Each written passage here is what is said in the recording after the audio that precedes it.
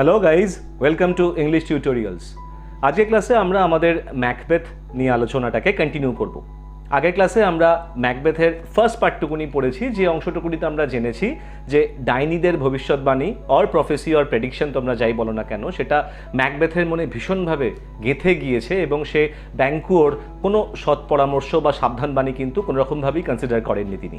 Not only that, তিনি কিন্তু ডাইনিদের সঙ্গে তার ইন্টারাকশন, ডাইনিদের সঙ্গে তার অভিজ্ঞতার কথা কিন্তু অলরেডি তার স্ত্রী অর্থাৎ লেডি ম্যাকবেথকে জানিয়ে দিয়েছেন এবং তিনি এও জানিয়েছেন যে রাজা ডাঙ্কান সেই রাতে ম্যাকবেথের ক্যাসেলে ম্যাকবেথের অতিথি হিসেবে তিনি পৌঁছবেন। এই অংশটুকুনি নিয়ে আলোচনা আমরা আগের ক্লাসেই শেষ করেছি। আজকের ক্লাসে আমরা তার পর থেকে কন্টিনিউ করব। যদি তোমাদের মধ্যে কেউ এমন থেকে থাকো যে তোমরা ফার্স্ট পার্টের ভিডিওটা হয়তো এখনও তোমাদের দেখা হয়নি, তাহলে আই উড রেকমেন্ড যে তোমরা প্রথম পার্টটা আগে একবার দেখে নাও, তারপরে এই ভিডিওটি দেখলে তোমরা পুরো গল্পটাকে ভালোভাবে ফলো করতে পারবে এবং বুঝতে পারবে। তাহলে এইবারে আমরা আমাদের আজকের ক্লাসটা অর্থাৎ আগের দিনের পার্টের পর থেকে কন্টিনিউয়েশনটা শুরু করে দিই।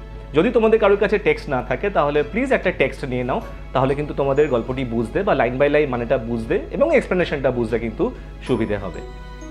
ইনভারনেস, the castle of Macbeth was pleasantly situated on a hill. ম্যাকবেথের ক্যাসেল অর্থাৎ প্রাসাদ ইনভারনেস একটি পাহাড়ের ওপরে খুব মনোরম পরিবেশে কিন্তু স্থাপিত ছিল। And the air about it was sweet and wholesome.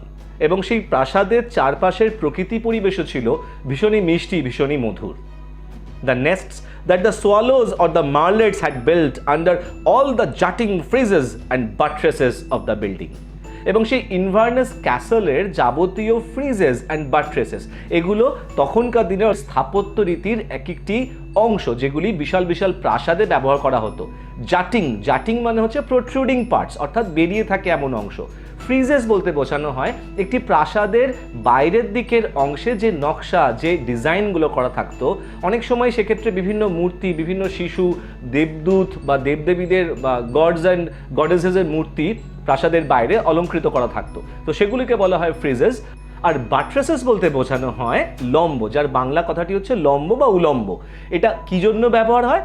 বাড়ির ছাদ বা বাড়ির দেওয়ালটিকে সাপোর্ট দেওয়ার জন্য এবং at the same time for decoration বেশ কিছু প্যাটার্ন তৈরি করা হতো, লম্ব তৈরি করা হতো, তো সেগুলিকে বলা হয় বাট্রেসেস। তো এই ইনভারনেস প্রাসাদের যাবতীয় ফ্রিজেস বা বাট্রেস যেগুলো প্রাসাদ থেকে প্রোট্রুডিং পার্ট ছিল, সেই পার্টে সোয়ালো, মার্লেটস ইত্যাদি পাখিরা তাদের বাসা বেঁধেছিল। The king was extremely pleased as he entered the palace, not only for its wonderful ambience but also due to the attention and respect of his hostess.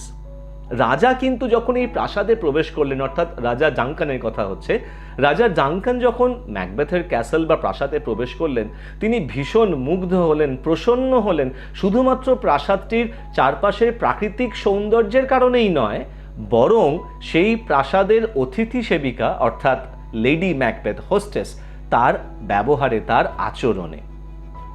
Who had developed the art of camouflaging her treacherous purposes with smiles and charming etiquette. যে lady Macbeth কিন্তু ইতিমধ্যেই তার নিজের মনের গভীরে থাকা সেই বিশ্বাসঘাতকতামূলক প্রতিহিংসা পরায়ণ যে ইচ্ছা বা তার যা অভিপ্রায়, সেই অভিপ্রায়টা কিন্তু তিনি খুব সুন্দরভাবে নিজের মনোমুগ্ধকর ব্যবহার, আচার আচরণের দ্বারা ক্যামোফ্লাজ করে রাখার শিল্পটা রপ্ত করে ফেলতে পেরেছিলেন, আয়ত্ত করে নিয়েছিলেন। ক্যামোফ্লাজ বলতে বোঝানো হয় কি না, জেনারেলি এই কথাটিকে আমরা গিরগিটির সাথে ব্যবহার করি, ক্যামেলিয়নের সাথে ব্যবহার করি, জাস্ট বিকজ তারা পরিস্থিতি পরিবেশ অনুযায়ী নিজের গায়ের রংটা পাল্টাতে পারে বলে। এখানে লেডি ম্যাকবেথের ক্ষেত্রে ক্যামোফ্লাজ বলা হচ্ছে এই কারণেই, কারণ লেডি ম্যাকবেথের মনের যে ইচ্ছা, সেই ইচ্ছাটা কিন্তু তার আচরণে বা তার ব্যবহারের দ্বারা একেবারেই প্রকাশিত হলো না। উল্টে রাজা ডাঙ্কান কিন্তু লেডি ম্যাকবেথের আচরণ, তার লেডি ম্যাকবেথের দ্বারা দান করা সম্মান দেখে ভীষণভাবে মুগ্ধ হলেন এবং প্রসন্ন হলেন। তাহলে এইটুকুনি অংশে আমরা পেলাম কি না, রাজা ডাঙ্কান ম্যাকবেথের প্রাসাদ অর্থাৎ ইনভারনেসে পৌঁছে গেছেন এবং ইনভারনেস প্রাসাদটির চারপাশের প্রকৃতি পরিবেশ কিন্তু ভীষণভাবে মিষ্টি, ভীষণভাবে সুন্দর, এবং লেডি ম্যাকবেথও কিন্তু রাজার সাথে অত্যন্ত ভদ্র, অত্যন্ত পোলাইট, অত্যন্ত একজন প্রপার হোস্টেস হিসেবে তার যেরকম অতিথি পরায়ণতা দেখানো উচিত তিনি ঠিক সেই অ্যাটিটিউডটাই রাজা ডাঙ্কানের প্রতি দেখাচ্ছেন। কিন্তু আমরা জানি লেডি ম্যাকবেথের মনের গভীরে কী চলছে, তার মনের কি ইচ্ছা। তিনি কিন্তু ভীষণভাবে বদ্ধপরিকর রাজা ডাঙ্কানকে হত্যা করার ব্যাপারে। অর্থাৎ এমন একটি জায়গা, এমন একটি প্রাসাদ, এমন একটি সুন্দর পরিবেশ, সেখানে কিন্তু এক ভয়ঙ্কর রকমের পাপ কাজ সংঘটিত হতে চলেছে এবং সেটাও ভীষণই শীঘ্রই। তাহলে দুটি সিচুয়েশন, অর্থাৎ প্রকৃতি পরিবেশের সাথে সেখানে একটু পরেই ইন ফিউচার যা হতে চলেছে সেটি কিন্তু ভীষণভাবেই contradictory. Tired of his long journey the king went early to bed. নিজের এই এতটা দীর্ঘ পথশ্রমে ক্লান্ত হয়ে রাজা খুব তাড়াতাড়ি শুতে গেলেন। It was the middle of the night. সময়টা ছিল মাঝরাত। Now over half the world's nature seem dead, and wicked dreams abuse sleeping men's minds, and none but the wolf or the murderer is out for hunt. এই যে রাত, এই যে মাঝরাত, যে সময়টির কথা উল্লেখ হলো এখানে, এই মাঝরাতে শেক্সপিয়ার বলছেন now over half the world's nature seemed dead, অর্থাৎ প্রকৃতির বেশিরভাগ প্রাণী, জীব এই সময় কিন্তু তাদেরকে দেখে মনে হয় তারা আপাত অর্থে মৃত। অর্থাৎ তিনি বলতে চাইছেন প্রকারান্তরে যে এই মাঝরাতে বা রাতের এই সময়টায় ম্যাক্সিমাম জীব, প্রাণী, মানুষ সবাই কিন্তু এতটাই গভীর ঘুমে আচ্ছন্ন হয়ে থাকে যে তাদেরকে দেখে মৃত বলে মনে হয়। এবং এই সময়ে wicked dreams abuse sleeping mains mind, এবং এই সময়টাতেই কিন্তু খুব খারাপ অশুভ স্বপ্ন ঘুমন্ত মানুষদের ঘুমকে বিঘ্নিত করে, তাদের মনকে বিঘ্নিত করে বা ডিস্টার্ব করে। And none but the Wolf or the murderer is out for hunt, এবং এই সময় নেকড়ে বা হত্যাকারী ছাড়া বাড়ির বাইরে কিন্তু কেউই থাকে না। This was the time when lady Macbeth woke up to plot the murder of the king. এই সময়েই লেডি ম্যাকবেথ ঘুম থেকে উঠে পড়লেন বা বিছানা থেকে উঠে পড়লেন রাজা ডাঙ্কানকে হত্যা করবার পরিকল্পনা নিয়ে। She would not have undertaken a deed so abhorrent to her sex, and she was well aware of her husband's nature that was too full of the milk of human kindness to execute a contrived murder. খুব খুব important line, এবং আমাদের পরীক্ষায় কিন্তু এই অংশটি ভীষণভাবে important. আমি আগে জিনিসটা এই অংশটুকু নিয়ে এক্সপ্লেনেশনটা তোমাদেরকে বলে দিই, তারপরে আমি তোমাদেরকে এখনই বলে দেবো যে এই অংশটুকুনি থেকে কি কোশ্চেনটা পরীক্ষার জন্য আমাদের ইম্পর্টেন্ট হবে। লেডি ম্যাকবেথ বলছেন যে তিনি এইরূপ কাজ করবার পরিকল্পনা বা চিন্তাভাবনা নিজে প্রায় করতেন না বললেই চলে। এমন কাজ যে কাজটা তার সত্তা বিরোধী, তার নারী সত্তা বিরোধী, অ্যাবহরেন্ট টু হার সেক্স। এখানে সেক্স বলতে কিন্তু তার নারী সত্তাকে বোঝানো হয়েছে। হঠাৎ করে এখানে তার নারী সত্তার কথা উঠলো কেন? কারণ ইন জেনারেলি আমরা কি কনসিডার করি যে একজন পুরুষের তুলনায় একজন মহিলা বা একজন নারীর মধ্যে কিন্তু মায়া, মমতা, ভালোবাসার মতন মানবিক গুণগুলো অনেক বেশি পরিমাণে বিদ্যমান থাকে। একটা কাজ, যে নৃশংস কাজটা একজন পুরুষ করতে পারে, আমরা কিন্তু সেই কাজটাই একজন নারী করতে পারে বলে সাধারণত মনে করি না। তাহলে রাজা ডাঙ্কানকে হত্যা করবার মতন একটি নৃশংস কাজ কিন্তু লেডি ম্যাকবেথের চরিত্র বিরোধী, তার সত্তা বিরোধী, তার নারী সত্তা বিরোধী। তো তিনি এই কাজটি, তার যে কাজটি তার নারী সত্তা বিরোধী, সেই কাজটি তিনি নিজে করতেন না যদি না তিনি জানতেন যে তার স্বামী অর্থাৎ ম্যাকবেথের নেচার, তার প্রকৃতি, তার মানসিকতা কিন্তু too full of milk of human kindness. Milk of human kindness বলতে বোঝানো হচ্ছে সেই সমস্ত বৈশিষ্ট্য বা ফিচার বা গুণগুলো যেগুলো একজন সাধারণ মানুষের থাকা উচিত। মায়া, মমতা, ন্যায় অন্যায় বোধ, ন্যায় অবিচার বোধ, এগুলো হচ্ছে মানবিক গুণ। যে মানবিক গুণগুলো ছাড়া একজন মানুষকে কিন্তু মানুষ বলা যায় না। তো লেডি ম্যাকবেথ জানতেন যে তার স্বামী ম্যাকবেথের চরিত্রে কিন্তু এই মানবিক গুণগুলি বিদ্যমান, এবং তাই ম্যাকবেথ হয়তো এই ধরনের পূর্ব পরিকল্পিত হত্যাকাণ্ড এক্সিকিউট করতে, অর্থাৎ নিজে সেই হত্যাকাণ্ড করতে রাজি হবে না বা তিনি প্রিপেয়ার্ড থাকবেন না। তাই তিনি নিজে এই কাজটি করবেন বলে স্থির করলেন। তাহলে আশা করি বুঝিয়ে বলতে পেরেছি যে অ্যাবহরেন্ট টু হার সেক্স অর্থাৎ তার নারী সত্তা বিরোধী কোন কাজের কথা বলা হচ্ছে, এবং লেডি ম্যাকবেথ কেনই বা ম্যাকবেথকে এই কাজের ভার না দিয়ে তিনি নিজেই স্থির করলেন যে তিনি এই কাজটি করবেন, কারণ তিনি বুঝতে পেরেছিলেন যে ম্যাকবেথের মধ্যে যেহেতু সেই সমস্ত মানবিক গুণগুলি বিদ্যমান, তাই ম্যাকবেথ হয়তো এই কাজটিকে যথার্থ রূপ দিতে পারবেন না। পরীক্ষার প্রশ্ন আসতে পারে, ঠিক এইটাই পরীক্ষার প্রশ্ন আসে বা আসতে পারে যে লেডি ম্যাকবেথ কেন রাজা ডাঙ্কানকে হত্যা করবার জন্য স্থির করলেন, তিনি নিজে কেন হত্যাকাণ্ডটি এক্সিকিউট করবার জন্য প্ল্যান করেছিলেন। তাহলে তোমাদের উত্তর কি হবে আশা করি তোমরা ক্লিয়ারলি বুঝতে পেরেছো। আমরা আবার কন্টিনিউ করি। She knew that her husband was ambitious, but he was not prepared for the height of crime which commonly accompanies inordinate ambition. Lady Macbeth কিন্তু জানতেন যে তার স্বামী ম্যাকবেথ ভীষণভাবেই অ্যাম্বিশাস অর্থাৎ উচ্চাকাঙ্ক্ষী, বাট তিনি এটাও জানতেন যে যতই তার স্বামী ম্যাকবেথ উচ্চাকাঙ্ক্ষী হোক না কেন, ম্যাকবেথ কিন্তু কোনোদিনই প্রিপেয়ার্ড বা প্রস্তুত হবে না বা কনসেন্ট দেবে না যে এই তার ওই যে উচ্চাকাঙ্ক্ষা, সেই উচ্চাকাঙ্ক্ষাকে চরিতার্থ করতে গেলে যে ইনঅর্ডিনেট অ্যাম্বিশন, হ্যাঁ, যে একটা চূড়ান্ত উচ্চাকাঙ্ক্ষা, সেই চূড়ান্ত উচ্চাকাঙ্ক্ষাকে সফল করতে গেলে যে অপরাধমূলক কাজ করাটা একান্তভাবে বাধ্যতামূলক, ম্যান্ডেটরি, ম্যাকবেথ কিন্তু সেই অপরাধমূলক কাজ করতে কখনোই রাজি হবেন না, যতই তিনি উচ্চাকাঙ্ক্ষী হন না কেন। She had own his consent about the murder. তিনি ইতিমধ্যেই ম্যাকবেথের কাছ থেকে এই হত্যাকাণ্ড সম্বন্ধে সম্মতি নিয়েছিলেন, but she doubted his resolution and she feared the natural tenderness of his disposition could defeat the purpose. কিন্তু তা সত্ত্বেও লেডি ম্যাকবেথের কিন্তু তার স্বামী ম্যাকবেথের ওপরে ছিল সন্দেহ, কারণ তিনি মনে করতেন যে ম্যাকবেথের চরিত্রের যে স্বাভাবিক কোমলতা বা কোমল প্রবৃত্তি, সেই কোমলতা বা কোমল প্রবৃত্তি কিন্তু বা মানবিক গুণগুলি কিন্তু মেবি সম্ভবত ম্যাকবেথকে এই হত্যাকাণ্ড করা থেকে বিরত রাখবে। অর্থাৎ ম্যাকবেথ কিন্তু আলটিমেটলি রাজা ডাঙ্কানকে হত্যা করতে পারবে না, just because of his tender human qualities.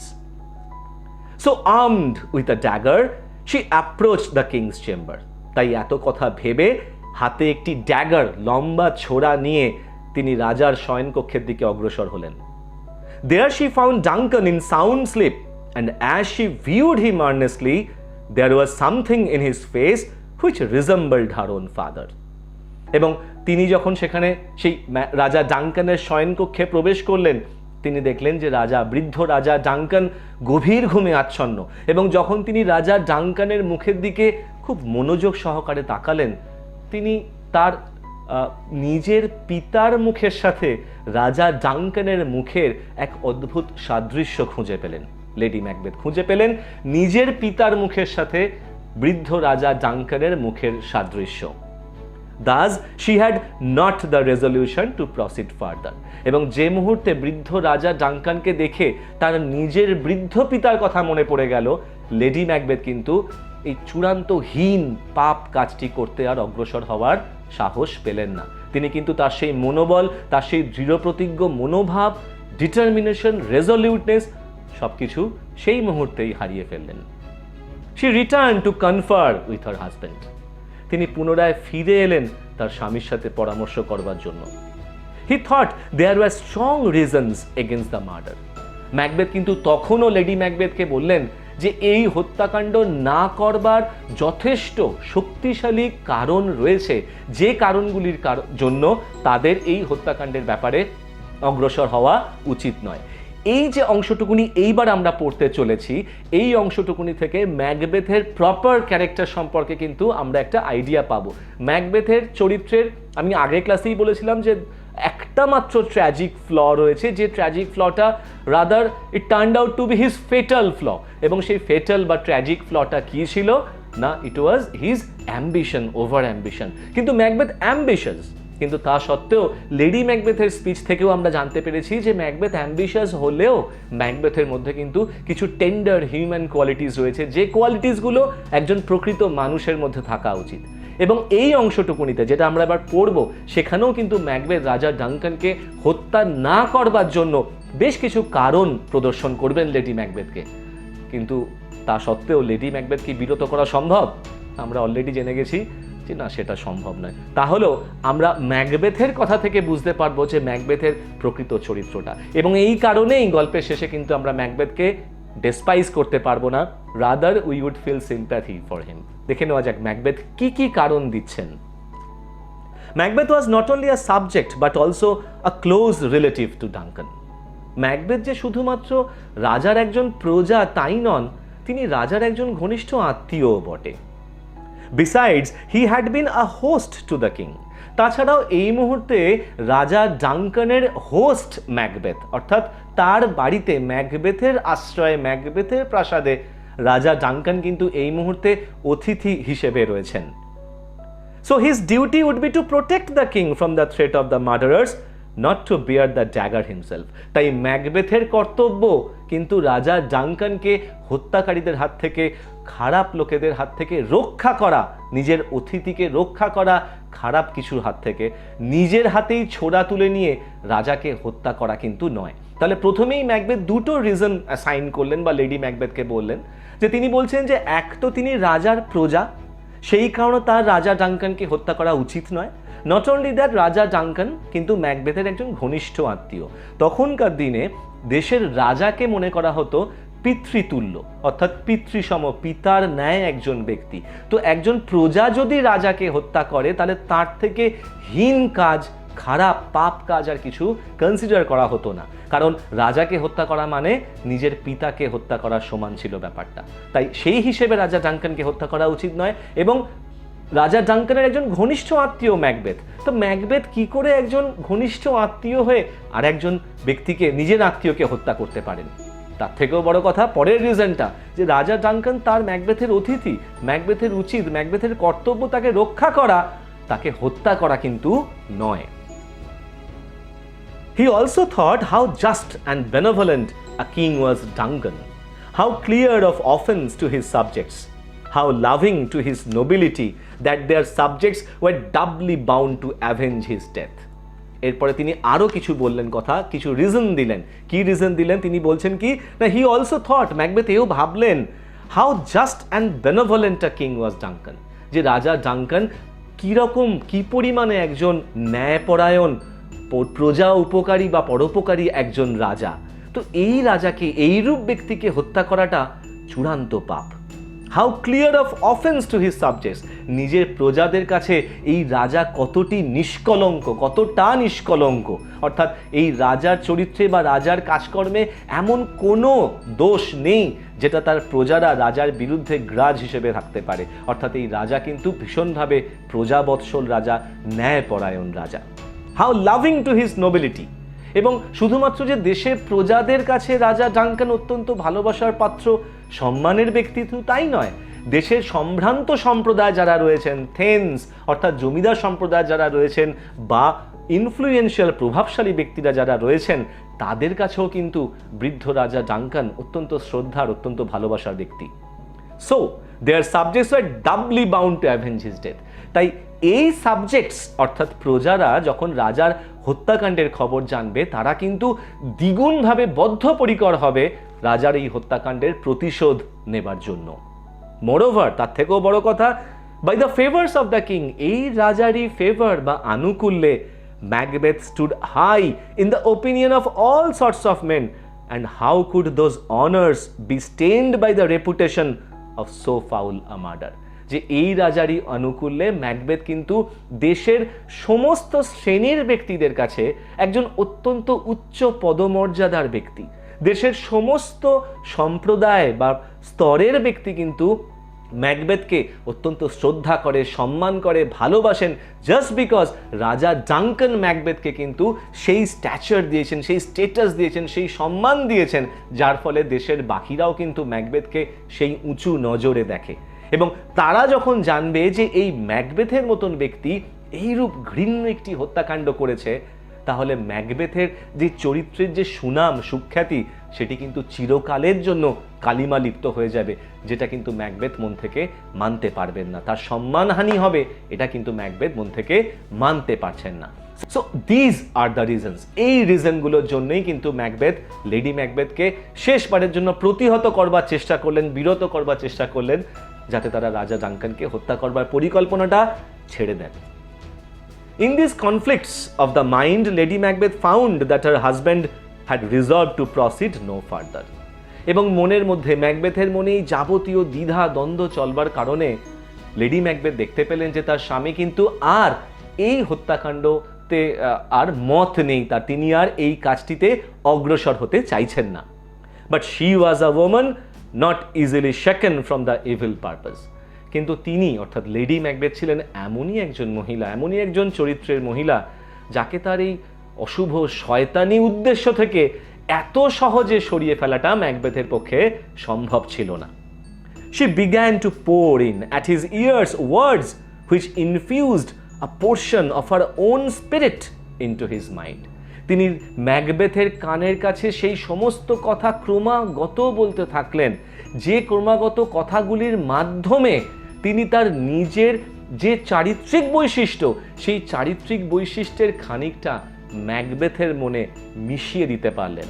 অর্থাৎ শেক্সপিয়ার বলতে চাইছেন লেডি ম্যাকবেথের যে চারিত্রিক বৈশিষ্ট্য, ভীষণভাবে হিংসাত্মক, বদ্ধপরিকর, ডিটারমাইন্ড, ভীষণভাবে অ্যাম্বিশাস, এবং তিনি কোনো রকমের লজিক্যাল রিজন কিন্তু মানতে রাজি নন। তো এই যে চারিত্রিক বৈশিষ্ট্যগুলি, এই চারিত্রিক বৈশিষ্ট্যগুলো কিন্তু তিনি তার সর্বক্ষণের বলা কথার মাধ্যমে, ক্রমাগত বলতে থাকা কথার মাধ্যমে ম্যাকবেথের মনের মধ্যে বিষিয়ে দিতে পারলেন।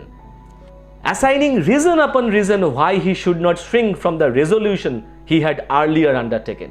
একটার পর একটা তিনি কারণ দেখাতে থাকলেন ম্যাকবেথকে, যে কারণগুলির দ্বারা তিনি ম্যাকবেথকে বলতে চাইলেন যে কেন তাদের আর এই কাজ থেকে পিছিয়ে আসাটা উচিত নয়, যে কাজ সম্পর্কে সিদ্ধান্ত তারা আগেই গ্রহণ করে নিয়েছেন, অর্থাৎ যে কাজটি তারা করবেন বলে আগে সিদ্ধান্ত নিয়েছেন, কেন কি রিজনে এখন আর তাদের সেখান থেকে সেই সিদ্ধান্ত পাল্টানো উচিত নয়, সেই সংক্রান্ত একটির পর একটি রিজন তিনি কিন্তু তার স্বামী ম্যাকবেথকে দিতে থাকলেন। And how the action of one night would give their all the coming days and nights to come sovereign power and royalty. তিনি তার স্বামী ম্যাকবেথকেও বললেন যে সামান্য এই একটা রাতের এই সামান্য এই ছোট্ট একটুখানি কাজ করতে পারলেই একবার ভেবে দেখো যে আমাদের আগামী দিনগুলিতে আমরা কিন্তু প্রত্যেকেই, তুমি এবং আমি অর্থাৎ ম্যাকবেথ এবং লেডি ম্যাকবেথ, সার্বভৌম ক্ষমতার অধিকারী হব। স্কটল্যান্ডের রাজা রানী হিসেবে সার্বভৌম ক্ষমতার অধিকারী হয়ে আমরা এই দেশ শাসন করব। সো আমাদের কোনো পরিস্থিতিতেই উচিত নয় আমাদের পূর্বে নেওয়া সিদ্ধান্ত পরিবর্তন করা, পাল্টানো। আমাদের যা কিছু হোক না কেন আমাদের কিন্তু এই কাজে অগ্রসর হওয়া উচিত, অর্থাৎ অ্যাট এনি কস্ট রাজা জাঙ্কানকে কিন্তু আজ রাতেই আমাদেরকে হত্যা করতে হবে। She even accused him of cowardice and fickleness for reverting to his decision. তিনি এমনকি তার স্বামী ম্যাকবেথকে কাওয়ার্ডিস অ্যান্ড ফিকলনেস অভিযোগে অভিযুক্ত করলেন, দোষ দিলেন, তার সমালোচনা করলেন। অর্থাৎ লেডি ম্যাকবেথ ম্যাকবেথের মতন একজন বীর যোদ্ধাকে বলছেন যে ইউ আর আ কাওয়ার্ড, তুমি একজন কাপুরুষ, ফিকল মাইন্ডেড, অর্থাৎ তোমার মন ভীষণভাবে বিচলিত হয়ে যায়। একজন পুরুষ হিসেবে তোমার কিন্তু প্রপার দৃঢ় সিদ্ধান্ত নেবার ক্ষমতা থাকা উচিত, যে ক্ষমতাটা তোমার মধ্যে নেই। তুমি fickle minded, you are a coward. তাহলে এই কথাগুলি লেডি ম্যাকবেথ বলতে চাইছেন যাতে তার স্বামী ম্যাকবেথের সেই manly ইগোটাকে, ego of a ওয়ারিয়ারকে arouse করতে পারেন, ম্যাকবেথকে যাতে তিনি সোজা কথায় তাতিয়ে তুলতে পারেন, এবং যাতে ম্যাকবেথ এই সমস্ত হিউমিলিটিং ওয়ার্ড শুনে, ইনসাল্টিং ওয়ার্ড শুনে দৃঢ় প্রতিজ্ঞ হন, বদ্ধপরিকর হন, এবং তার মনের মধ্যে সেই কারেজ, সেই সাহসটা ফিরে আসে, তিনি তার নিজের মানবিক কোমল গুণগুলিকে সাপ্রেস করে যাতে এই কাজটি অর্থাৎ এই হত্যাকাণ্ড করতে অগ্রসর হতে পারেন। That's why lady Macbeth was insulting his husband by those insulting or humiliating words like cowardice, fickle-mindedness, etc., etc. She also told him how practicable it would be to lay the guilt of the deed on the drunken grooms who were sleeping in the king's chamber. তিনি ম্যাকবেথকে এও খুব সহজে বুঝিয়ে দিলেন যে এত তো চিন্তার কিছু নেই, এত তো ভয়ের কিছু নেই। খুব সহজেই আমরা এই পুরো হত্যাকাণ্ডের দায়ভার রাজার শয়নকক্ষে বা রাজার প্রহরী হিসেবে যারা রয়েছেন তাদের ঘাড়ে চাপিয়ে দেবো দোষটা। অর্থাৎ সেই সমস্ত মদ্যপ দেহরক্ষী বা প্রহরী যারা রাজার কক্ষের বাইরে পাহারা দেবে, পুরো দোষটা, হত্যাকাণ্ডের পুরো দোষ কিন্তু আমরা তার ঘাড়ে বা তাদের ঘাড়ে খুব সহজেই তুলে দিতে পারবো। বেসিক্যালি এখানে হঠাৎ করে এদের কথা হলো, এই যে ড্রাঙ্কেন গ্রুমসের কথা হচ্ছে বা প্রহরী দেহরক্ষীদের কথা হচ্ছে, বেসিক্যালি এটাও একটু অমিট রয়েছে গল্পে। আমি আগের ক্লাসের মতন এই ক্লাসেতেও ধরি দেবো তোমাদেরকে যে গল্পের সাথে নাটকের কোথায় কোথায় ছোটো ছোটো পার্থক্যগুলো রয়েছে। বেসিক্যালি রাজা এবং রাজা অনুচররা যখন ম্যাকবেথের প্রাসাদে ভোজে বসেন, তখন লেডি ম্যাকবেথ রাজার ডাঙ্কানের শয়নকক্ষের দায়িত্বে যে সমস্ত প্রহরীরা থাকবে তাদেরকে প্রচুর পরিমাণে সুরা অর্থাৎ মদ জাতীয় পানীয় প্রচুর পরিমাণে পান করিয়ে দেন, কারণ তিনি জানতেন যে এদেরকে এই পরিমাণে পান করিয়ে দিলে এটা ভীষণভাবে ইনটক্সিকেটেড হয়ে যাবে, নেশাতুর হয়ে যাবে, এবং এদের কিন্তু কোনোরকমভাবে মানে এই যে লেডি ম্যাকবেথ বা ম্যাকবেথ যে হত্যা করতে যাবে তখন কিন্তু এদের কোনো হুঁশই থাকবে না, কোনো সেন্সই থাকবে না, এবং হত্যাকাণ্ড হয়ে যাবার পরে এদের ঘাড়েতে বা এদের ওপরে কিন্তু পুরো দোষটা চাপিয়ে দেওয়া যাবে। এটাও কিন্তু লেডি ম্যাকবেথের পূর্ব পরিকল্পিত। সেই পূর্ব পরিকল্পনার কথাটাই তিনি আবার ম্যাকবেথকে বলতে চাইলেন বা বললেন এই কারণে যাতে তিনি ম্যাকবেথকে কনভিন্স করতে পারেন যে আমাদের ভয়ের কিছু নেই, লোকজন আমাদেরকে সন্দেহ করবে না, করবে ওই দুই দেহরক্ষী বা প্রহরীকে। So Macbeth took the dagger in his hand and softly stole in the dark to the room where Duncan slept. এত কিছু কথাবার্তা লেডি ম্যাকবেথের কাছ থেকে, তার স্ত্রীর কাছ থেকে শোনবার পরে ম্যাকবেথ হাতে ছোড়াটা তুলে নিলেন এবং অন্ধকারে ধীর পায়ে অগ্রসর হলেন সেই কক্ষের দিকে যেখানে রাজা Duncan ঘুমিয়েছিলেন। As he advanced towards the bedchamber, he visualized another dagger hanging in the air with the handle pointed towards him, and there were drops of blood on the tip and the blade of the dagger. যখন তিনি রাজা ডাঙ্কানের কক্ষের দিকে অগ্রসর হচ্ছিলেন, হঠাৎ করে Macbeth visualise করলেন, দেখতে পেলেন চোখের সামনে যে শূন্যে বাতাসে একটা ড্যাগার ঝুলছে, যে ড্যাগারের হ্যান্ডেলটা তার দিকে পয়েন্ট করা এবং যে ড্যাগারের ব্লেডের টিপ থেকে ব্লাড অর্থাৎ রক্ত ফোঁটা ফোঁটা করে পড়ছে। Macbeth tried to grasp the dagger but it faded into the air. Macbeth এই যে ভিজুয়ালাইজ করে যে ড্যাগারটিকে দেখছিলেন, অর্থাৎ অ্যাকচুয়ালি তো সেখানে কোনো ড্যাগার ছিল না, যেটাকে তিনি ভিজুয়ালাইজ করছিলেন সেই ড্যাগারটিকে হাত দিয়ে এরকমভাবে ধরতে গেলেন, কিন্তু ড্যাগারটা বাতাসে মিলিয়ে গেল। It was only a phantasm created from his hot and oppressed brain for the business he had in hand. এই ড্যাগারটি আসলে ম্যাকবেথের সেই উত্তপ্ত, অত্যন্ত অ্যাংশাস, টেনশন, মানে ভীষণভাবে টেন্সড মস্তিষ্ক বা ব্রেন থেকে উদ্ভূত একটি অলৌকিক দৃশ্য ছিল। অর্থাৎ Macbeth was extremely tensed, extremely anxious, extremely agitated. He has become very much obsessed with the thought of the task he had in his hand. তো তার ফলে তার সেই উত্তপ্ত মস্তিষ্ক প্রসূত একটি অলৌকিক দৃশ্য অর্থাৎ ফ্যান্টাজম তিনি তার চোখের সামনে ভিজুয়ালাইজ করলেন। ওভারকামিং দিস ফিয়ার, নিজের এই ভয়টিকে কাটিয়ে উঠে অতিক্রম করে Macbeth entered Duncan's room. Macbeth ডাঙ্কানের কক্ষে প্রবেশ করলেন and slew the hapless king with one stroke of the dagger. এবং সেই অসহায় ঘুমন্ত বৃদ্ধ রাজাকে তিনি তার ড্যাগারের এক কোপে, এক আঘাতে হত্যা করলেন। Just as he was about to leave the room, ঠিক যে মুহূর্তে ম্যাকবেথ এই হত্যাকাণ্ড করবার পরে ঘর থেকে বেরিয়ে যাচ্ছিলেন, one of the grooms who were sleeping in the chamber, যে প্রহরীরা ওই কক্ষে রাজার শয়নকক্ষে ঘুমোচ্ছিল তাদের মধ্যে একজন জেগে উঠল, লাফড, ঘুমের মধ্যেই হেসে উঠল তারা, অ্যান্ড ক্রাইড আউট, এবং চিৎকার করে বলল সে, মার্ডার, খুন, খুন, for which they both of them woke up, যে কথাটি বলবার কারণে দুই প্রহরীই তাদের ঘুম ভেঙে গেল, তারা জেগে উঠল ঘুম থেকে। But then one of them said, কিন্তু তখন আবার তাদের মধ্যে একজন বলে উঠল, গড ব্লেস আস, ঈশ্বর আমাদের মঙ্গল করুন। And the other responded, amen, এবং অন্যজন এই প্রার্থনার উত্তরে, প্রার্থনা চরিতার্থ করবার উত্তরে ঈশ্বরের উদ্দেশ্যে বলে উঠল, amen, and went of to sleep. তারপরে দুজনেই আবার ঘুমিয়ে পড়লো। তাহলে খুব ইন্টারেস্টিংলি দেখো, যে মুহূর্তে ম্যাকবেথ গিয়ে রাজা ডাঙ্কানকে হত্যা করলো, সঙ্গে সঙ্গে সেই প্রহরীদের মধ্যে একজন হঠাৎ করে ঘুমন্ত সে অবস্থায় ছিল, সে ঘুমের মধ্যে এসে হেসে উঠে চিৎকার করে বলে উঠল, মার্ডার। যে কথাটা বলবার সাথে সাথেই দুই প্রহরীর ঘুম কিন্তু প্রপারলি ভেঙে গেল। তাদের মধ্যে একজন বলল, গড ব্লেস আস, অর্থাৎ ঈশ্বর আমাদেরকে মঙ্গল করুন। তাহলে ম্যাকবেথ যে মুহূর্তে রাজা ডাঙ্কানকে হত্যা করলো, সেই মুহূর্তে ঈশ্বরের প্রার্থনা কামনা করা হচ্ছে, কারণ দেশ এইবারে কিন্তু চূড়ান্ত একটি ডিসঅর্ডার একটা অবস্থায় চলে যাবে, একটা চূড়ান্ত কেওটিক পরিস্থিতি তৈরি হবে, যে কেওটিক পরিস্থিতি থেকে মানে রক্ষা করবার ক্ষমতা কিন্তু একমাত্র ঈশ্বরের। খুব ইন্টারেস্টিংলি, খুব মিরাকিউলাসলি দুটো জিনিস কিন্তু কোঅর্ডিনেট করলো শেক্সপিয়ার। কিন্তু এই সিনটাকে, এই অংশটুকুনিকে এই জন্যই ইনক্লুড করেছেন যাতে তিনি রিডার্সদেরকে এটা বুঝিয়ে দিতে পারেন ইন অ্যাডভান্স যে কি পরিস্থিতি এই দেশে অর্থাৎ স্কটল্যান্ডে কিন্তু এই হত্যাকাণ্ডের পরে আসতে চলেছে।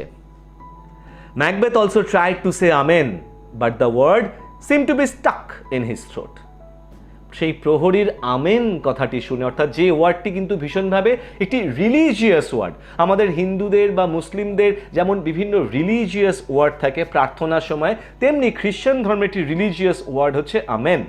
ম্যাকবেথও কিন্তু ঈশ্বরের উদ্দেশ্যে আমেন কথাটি বলবার চেষ্টা করলেন, কিন্তু তিনি কথাটি উচ্চারণ করতে পারলেন না, as if that word stuck in his throat, অর্থাৎ যেন তার গলায় শব্দটি আটকে গেছিল, তিনি আর বার করতে পারলেন না গলা থেকে সেই শব্দটি। কেন বার করতে পারলেন না বা কেন ম্যাকবেথ আমেন কথাটি উচ্চারণ করতে পারলেন না, তার কারণ যে মুহূর্তে ম্যাকবেথ রাজা ডাঙ্কানকে হত্যা করলো, সেই মুহূর্তে কিন্তু ম্যাকবেথ কমপ্লিটলি ডিজেনারেশনের পথে কিন্তু নেমে গেলেন, অগ্রসর হয়ে গেছেন। এই কাজটি করবার পরে আর কিন্তু রিপেন্টেন্স বা রিগ্রেট বা ঈশ্বরের ক্ষমা পাওয়ার কোনো আশাই আর ম্যাকবেথ দেখতে পারেন না। অ্যান্ড এই যে থটটা, এটা কিন্তু ম্যাকবেথের কনসিয়েন্স অর্থাৎ বিবেক জানে, ম্যাকবেথের বিবেক বা কনসিয়েন্স কিন্তু ম্যাকবেথকে আর ওই আমেন কথাটি বলবার প্রভিশন করে দিল না। That's why Macbeth couldn't utter that particular word, that particular religious word, I mean to say. He felt that he heard a voice which said, "Sleep no more, Macbeth, murder sleep, the innocent sleep that nourishes life." Macbeth যেন শুনতে পেলেন যে একটি কণ্ঠস্বর ম্যাকবেথকে বলছে, slip no মোর, আর ঘুমিও না। ম্যাকবেথ মার্ডার্স স্লিপ, ম্যাকবেথ ঘুমকে হত্যা করে। The innocent sleep that nourishes life, সেই নির্দোষ নিষ্পাপ ঘুম, যে ঘুমটা জীবনী শক্তি যোগায়, যে জীবনের রসদ যোগায়, প্রাণ শক্তি যোগায়। Glamis has murdered sleep, Glamis অর্থাৎ থেন অফ গ্ল্যামিস ঘুমকে হত্যা করেছে, and therefore Cawdor shall therefore sleep no more, এবং সেই জন্য কাউডার অর্থাৎ থেন অফ কাউডার আর ঘুমোবে না। অর্থাৎ একটা কণ্ঠস্বর, এই কণ্ঠস্বরটা কার? এই কণ্ঠস্বরটা basically it's the voice of Macbeth's conscience, তার বিবেকের কণ্ঠস্বর, যে কণ্ঠস্বরটা ম্যাকবেথকে বলেই দিল যে যেহেতু ম্যাকবেথ গ্ল্যামিসের থেন রাজা ডাঙ্কানকে হত্যা করেছে তার ঘুমে, যে ঘুম কিন্তু জীবনী শক্তি যোগায়, প্রাণ শক্তি যোগায়, এবং যে ঘুমন্ত ব্যক্তিকে, অসহায় নিরস্ত্র একজন ঘুমন্ত ব্যক্তিকে যে হত্যা করে, তার থেকে পাপী, তার থেকে বড় পাপ কাজ আর কিছু হয় না। এবং যে মুহূর্তে ম্যাকবেথ এই কাজটি করেছে, অর্থাৎ থেন অফ গ্ল্যামিস এই কাজটি করেছে, এরপর থেকে থেন অফ কাউডার অর্থাৎ ম্যাকবেথ কিন্তু বর্তমানে গ্ল্যামিসের থেন হওয়ার সাথে সাথে কাউডারেরও থেন। এরপর থেকে ম্যাকবেথও কিন্তু তাই আর ঘুমোতে পারবে না। এবং ইন অ্যাকচুয়ালিটি বাস্তবেও কিন্তু আমরা নাটকে বা গল্পে আমরা দেখব যে এরপর থেকে কিন্তু ম্যাকবেথ এবং লেডি ম্যাকবেথ দুজনেই কিন্তু তাদের রাত্রের সেই যে নিশ্চিন্ত ঘুম, শান্তির ঘুম, সেই ঘুমোতে কিন্তু তারা আর পারবেন না। তাদের ঘুম ভীষণভাবে ডিস্টার্বড হবে, তারা নিদ্রাহীনতায় ভুগবেন, সমনম্বুলিজম রোগে ভুগবেন, এবং আলটিমেটলি এই যে ঘটনাটার কথা আমরা পড়লাম, যে ওয়ার্নিংটা পেলাম, সেটাই কিন্তু বাস্তবে হতে চলেছে ম্যাকবেথের জীবনে, এবং সেই সম্বন্ধে আভাস বা হিন্ট কিন্তু ম্যাকবেথ এখানেই পেয়ে গেলেন। Macbeth thus returned to his wife, who by now had started to think that he had failed in his objective. এরপরে ম্যাকবেথ তিনি তার স্ত্রীর কাছে ফিরে এলেন, যে স্ত্রী অর্থাৎ লেডি ম্যাকবেথ ম্যাকবেথের ফিরে আসতে এতটা দেরি হচ্ছে বলে অলরেডি ভাবতে শুরু করেছেন যে ম্যাকবেথ নিশ্চয়ই তার কার্যে সফল হতে পারেননি। He came in such distracted state that she reproached for his want of resoluteness. এতটাই মানসিকভাবে বিচলিত অবস্থায় ম্যাকবেথ তার স্ত্রীর কাছে ফিরলেন যে লেডি ম্যাকবেথ পুনরায় তার স্বামী ম্যাকবেথকে ভৎসনা করলেন তার মানসিক দৃঢ়তার অভাবের কারণে, and sent him to wash his hands of the blood that stained them, এবং তিনি তার স্বামী ম্যাকবেথকে পাঠালেন তার নিজের হাতগুলি ধুয়ে আসবার কারণে, কারণ ম্যাকবেথের হাত ছিল সেই মুহূর্তে রক্তে মাখামাখি। Meanwhile, she took the dagger to stain the cheeks of the grooms with blood in order to make it seem their guilt. ইতিমধ্যে তিনি সেই ছোরাটা হাতে তুলে নিয়ে পুনরায় সেই মৃত রাজার শয়নকক্ষের দিকে এগিয়ে গেলেন, যাতে সেই ছোরার থেকে রক্ত নিয়ে তিনি সেই প্রহরীদের মুখে বা গায়ে লাগিয়ে দিয়ে আসতে পারেন, মাখিয়ে দিয়ে আসতে পারেন, যাতে সকালবেলা প্রমাণ করা যায় যে এই হত্যাকাণ্ড ওই প্রহরীরা করেছে। ডে ব্রোক, দিন হলো, and with it was the Discovery of the murder. এবং দিন হওয়ার সাথে সাথে রাজার যে হত্যাকাণ্ড সেটিও কিন্তু উন্মোচিত হলো, সেটাও কিন্তু আবিষ্কৃত হলো। And though Macbeth and his wife showed their outmost grief and the evidence of murder were sufficiently strong against the grooms, yet the entire suspicion fell upon Macbeth.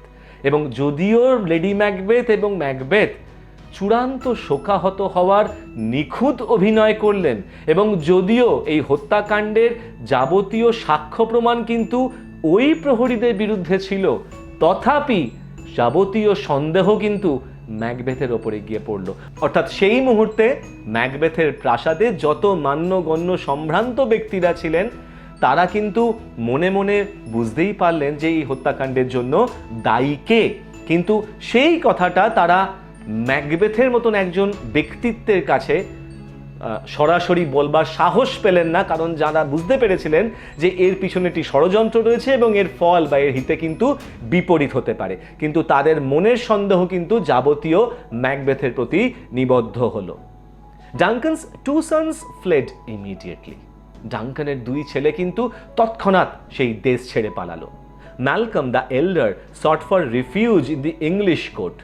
বড় ছেলে ম্যালকম ইংল্যান্ডের রাজার কক্ষে বা রাজার আশ্রয় গ্রহণ করলেন। While Donalbain the younger son fled to the Ireland. এবং যখন ছোট ছেলে ডোনাল্ডবেন আয়ারল্যান্ডে পালিয়ে গেলেন। With the death of the king the throne being vacated and the sons being unavailable, Macbeth who was the next heir was crowned the king of Scotland. এবং রাজার মৃত্যুর পরে সিংহাসন শূন্য, এবং যেহেতু রাজার দুই সন্তানদের মধ্যে কেউই সেই মুহূর্তে স্কটল্যান্ডে উপস্থিত নন, সেই জন্য সিংহাসন তো আর শূন্য রাখা যায় না, তাই সেই জন্য ম্যালকম এবং ডোনাল্ডবিনের পরের উত্তরাধিকারী ম্যাকবেথকে স্কটল্যান্ডের রাজা হিসেবে ভূষিত করা হলো। Thus, the prediction of the weird sisters was literally accomplished. এইভাবেই কিন্তু সেই উইয়ার্ড সিস্টার্স, সেই দুষ্টু, সেই নষ্ট বোন অর্থাৎ উইচ বা ডাইনিদের ভবিষ্যৎবাণী কিন্তু আপাত অর্থে পরিপূর্ণ হলো, চরিতার্থ হলো। তাহলে আজকে আমাদের ম্যাকবেথের আলোচনাটা আমরা এখানেই শেষ করলাম। অর্থাৎ আজকে আমাদের চ্যাপ্টার বা আমাদের আলোচনাটা শেষ হলো কোথায় না, রাজা ডানকানের হত্যাকাণ্ড দিয়ে এবং ম্যাকবেথের স্কটল্যান্ডের রাজা হওয়া নিয়ে। এর পরের ক্লাসে আমরা পুরো ম্যাকবেথ গল্পটিকে শেষ করে নেব। আর ইন দ্য মিন টাইম তোমাদের কাছে একটা আমার রিকোয়েস্ট, আর্নেস্ট রিকোয়েস্ট, যে যদি আমার ভিডিও বা এই ভিডিওটি তোমাদের গল্পটি বুঝতে বা ম্যাকবেথ বুঝতে সাহায্য করে থাকে বা আমার এক্সপ্লেনেশন তোমাদের যদি ভালো লেগে থাকে, তাহলে প্লিজ ভিডিওটিকে লাইক করে দিও, শেয়ার করো, আর প্লিজ প্লিজ ইংলিশ টিউটোরিয়ালস চ্যানেলটিকে সাপোর্ট করো, হেল্প করো বাই সাবস্ক্রাইবিং, আর বেল আইকনটাকে প্রেস করতে ভুলো না, যাতে ভবিষ্যতের ভিডিওর নোটিফিকেশনটা তোমরা প্রথমেই পেয়ে যাও। ইন দ্য মিন টাইম তোমরা সকলে ভালো থেকো, stay safe, keep watching English tutorials, keep learning, and thank you so much for giving me your time. Thank you.